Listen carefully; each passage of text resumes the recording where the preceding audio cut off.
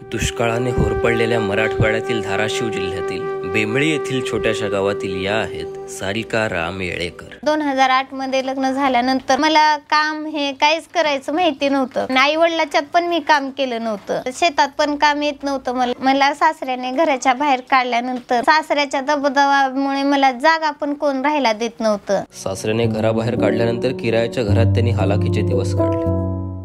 एक दिवशी अशी परिस्थिती होती की माझे लेकरं घरात बसून सध्या खायची ही ताकद नव्हती। मग मी रडायचं आणि म्हणायचं की बाबांनो झोपा, आता उद्याच्याला मी कामाला गेल्यानंतर आणते पैसे, मग आपण खायला आणू, हे आणू। ताईनं उमेद अभियानाबद्दल अभियानाच्या वर्धिनी आणि सीआरपी यांनी माहिती देऊन त्यांना बचत गटामध्ये येण्यास समजावलं। सुरुवातीला त्यांच्याकडे भरण्यासाठी 25 रुपये सुद्धा नव्हते। त्यावेळेस माझ्यापाशी 25 रुपये भरण्याची सत्या हे नव्हती। कामाला गेल्यानंतर मग भरले मी 25 रुपये। उमेद अभियानाच्या माध्यमातून RF, CIF आणि बँक लोन घेऊन ताईंनी आपल्या व्यवसायात सुरुवात केली आणि आज ताईंकडे छोट्या मोठ्या 50 शेळ्या आहेत। 12,000 RF भेटला, मग मी एक शेळी आणली। 50,000 बचत गटातून घेतले, मग मी त्या 50,000च्या 5 शेळ्या आणल्या। माझ्यापाशी लहान मोठ्या 50 शेळ्या झाल्या। नंतर हे जागा निघाली विकायला। ही जागा 2020 मध्ये मी 4 लाखाची घेतली आहे। सारिका ताईंना स्वतःचे अस्तित्व निर्माण करत असताना लोकांच्या निंदेचा सामना करावा लागला।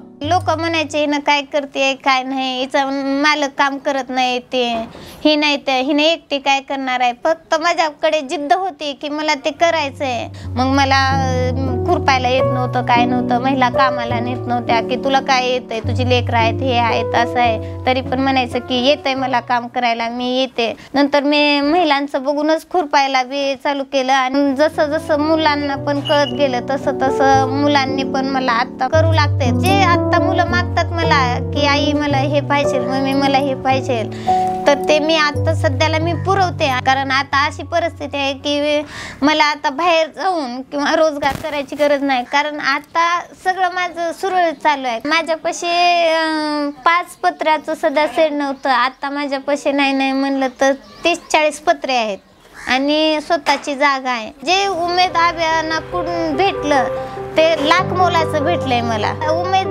जर कुठं साथ दिली नसती, अगर कुठं बचत गटाने साथ दिले नसते तर मी हे शेळी पालन पण उभा केलं नसतं आणि मी माझ्या स्वतःच्या पायावर पण उभा राहिले नसते।